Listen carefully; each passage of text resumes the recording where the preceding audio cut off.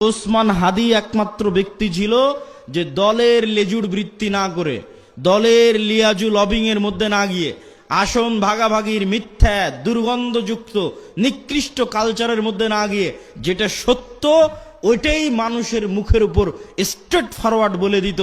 আর এই রকম একজন মেরুদণ্ডওয়ালা, যার মেরুদণ্ড আছে, যে স্ট্রেট ফরওয়ার্ড সত্য এবং ন্যায় বলতে পারে জ্ঞানের সাথে বুদ্ধিমত্তার সাথে, এটাই নেতা, এটাই নেতা তৈরি হওয়ার রাস্তা।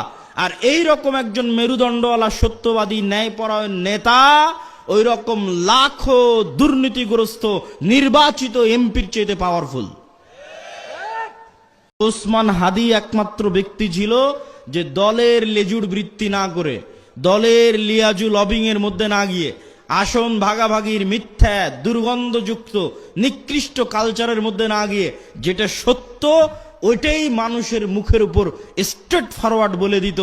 আর এই রকম একজন মেরুদণ্ডওয়ালা, যার মেরুদণ্ড আছে, যে স্ট্রেট ফরওয়ার্ড সত্য এবং ন্যায় বলতে পারে জ্ঞানের সাথে বুদ্ধিমত্তার সাথে, এটাই নেতা, এটাই নেতা তৈরি হওয়ার রাস্তা।